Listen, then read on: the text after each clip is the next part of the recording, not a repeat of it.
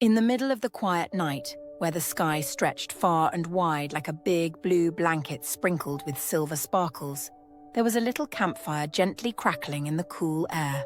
This was no ordinary fire. This was the campfire of the stars. A magical place where each flame helped the stars shine in the sky. But tonight something was different. The fire had grown small, smaller, and smaller still. Only one tiny ember remained, glowing gently, softly, barely warm. This ember wasn't big, it wasn't bright, but it was still alive. It glowed with a quiet, flickering heartbeat, nestled in a bed of grey ash. The breeze whispered around it, cool and uncertain. The stars above twinkled weakly. Without the campfire's warmth, they were beginning to fade. And down below, the little ember felt a soft sadness rise in its glow. It wanted to help, but how could one tiny ember, the last of the fire, do anything at all? Could something so small truly make a difference? That was the point. The moment its journey began. The little ember quivered, wondering what to do. All around, the wood had turned cold. The sparkles of the night dimmed just a little more. Then, from deep within, a soft warmth pulsed. The ember didn't know how, but it hoped there was still a way to light the fire again. Even though it was tired, even though it was scared. So the little ember decided to roll gently out of the ashes and begin its quest. Its soft glow barely lit the ground beneath, but it was enough to start. Can you imagine a tiny ember rolling through the night? What do you think it sounded like?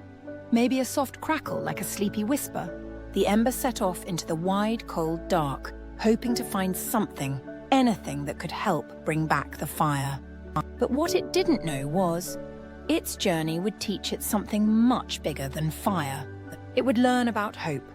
The ember reached the edge of the campfire circle and came to the first place in its journey, the river of cool stones.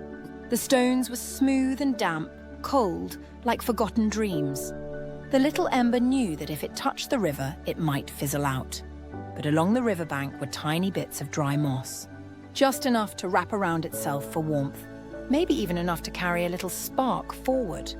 The ember huddled close to the moss and carefully rolled through. The moss began to glow. A soft warmth spread with every roll. Can you imagine the sound of moss catching fire? Maybe it sounds like the tiniest fizz, like when you open a soda. The ember had done it. It made it across. That soft little glow was a little brighter now. One challenge down, but the biggest was still to come. Next came the winds of the whispering dunes. The ground turned sandy and dry, but the air was wild and swirling. The wind pushed and spun, trying to snuff the ember out. The little ember dug into the sand, searching for something to hold on to. And there, a trail of dry twigs, like a tiny wiggly ladder across the dunes.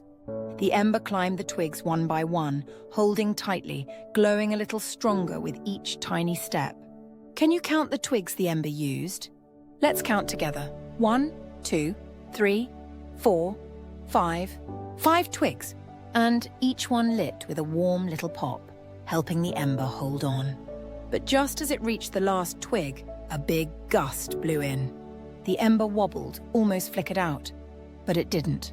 It hoped it could hang on. And it did. Through wind and wobble, it made it past. Now it was glowing warmer, fuller, like the golden color of morning. The last challenge waited ahead, deep in the quiet woods, the forest of forgotten flames. This was where old fires came to rest. All around were cold piles of charcoal and soot. No glow, no light, just stillness. The ember rolled quietly between the silent logs, feeling a little lonely, a little unsure. Could one little glow do what all these fires could not? Then the ember spotted something. In the middle of the forest, hidden in a hollow log, there was a tiny piece of flint. Hard, sharp, and scient.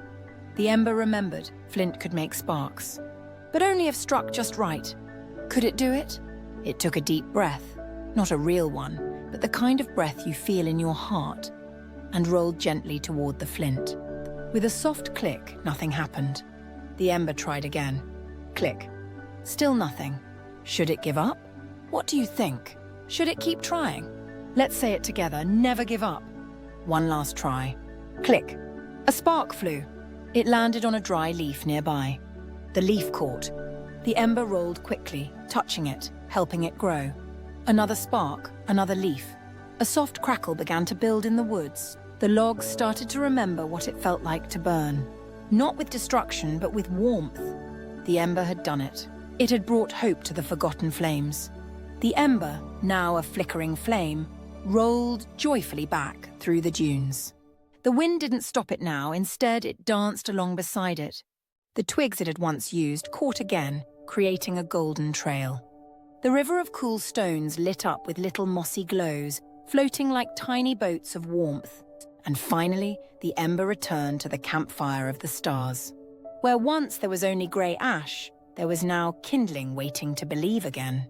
The ember rolled into the center, its heart full of everything it had learned. Hope. The campfire burst to life, crackling, glowing, shining. And one by one, the stars above began to twinkle again, softly at first, then brightly, then beautifully. The fire warmed the night and the sky was full of light once more, all because of one small ember who never gave up. And so the little ember proved something very big indeed. No matter how small you feel, when you carry hope, you can light up the world. Can you remember the 3 places the ember visited? That's right. The river of cool stones, the whispering dunes, and the forest of forgotten flames. And what helped the ember succeed? Yes, hope. Would you like to go on another adventure next time? Maybe we'll explore the land of shapes or discover the colors of the rainbow. What do you want to learn about next? We'll find out together on our next magical journey. Moral core, never give up hope, no matter how small you feel or how big the challenge.